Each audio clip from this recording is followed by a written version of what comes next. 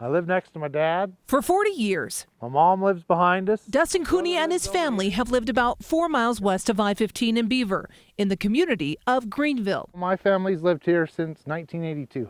We've had all these lots. Across from Cooney's property is a hill. This is called the Whey Hill, and everybody in town calls it that. For decades, that hill was a dumping site for whey, a liquid derived from cheese often used as fertilizer. But at some point, trucks began dumping milk. Full tankers coming out here. Lots and lots of milk. They come out here from 5 in the morning till noon. They're dumping this. For months, Cooney has documented the milk dumping, concerned about where it's going. There's been days you can literally see a river of milk Yes. running. To find out, we flew our KSL TV drone over the property, and this is what we discovered. A large, man-made basin filled with rotting milk, and the chunky stuff?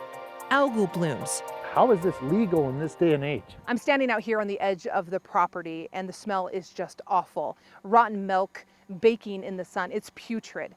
But the residents are worried about more than just the smell out here. They're worried about what is in this retention pond and is it seeping into their groundwater. It's all I know. I don't know anything else.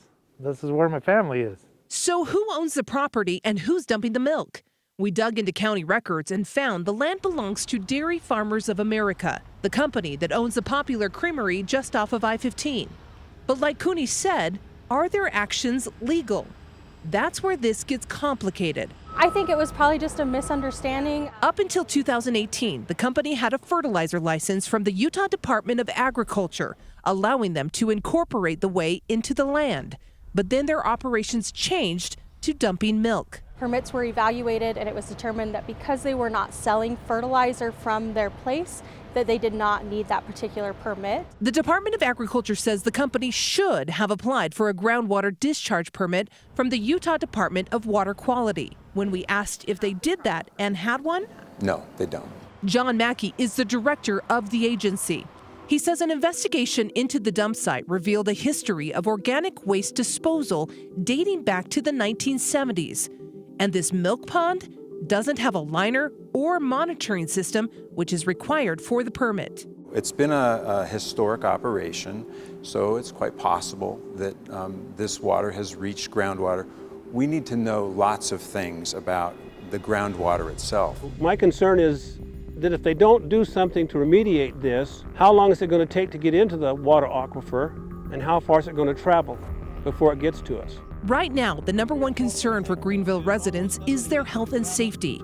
So we took their concerns to a soil specialist at Utah State University. They call me affectionately the dirt doctor. Greg Carden says any stockpiled, decomposing organic material will release nutrients, but milk contains a lot of fat and proteins. And so when that material is decomposed over time, it releases those constituent nutrients.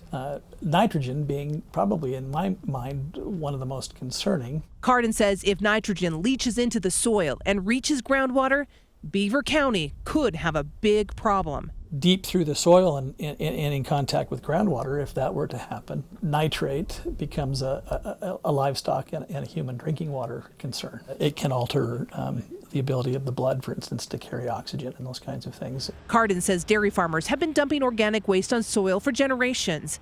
But while communities grow and development spreads, farmers have to keep up with safety and regulation. Those would be the things I would be, concerned about watching for and monitoring for in a situation like this long. I'm just wondering when they're coming to check this out. In a statement, Dairy Farmers of America acknowledged the increase in milk dumping in Beaver County, saying they appreciate the concerns brought to their attention and they'll work with the state to ensure they're following regulation.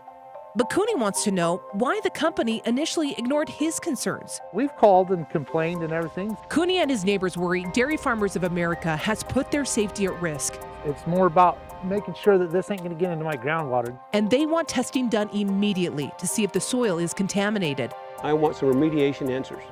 I'm not going to say, well, we can look into it and see exact blah, blah, blah. No, I want our detailed plan.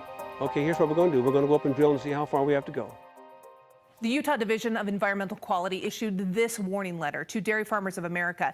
They have 90 days to apply for a groundwater discharge permit, and during that time, test the soil to determine if there is groundwater contamination. If there is, they have 24 hours to report it and then 30 days to put a plan into place to fix it. If they don't, they could face legal action by the state. Guys?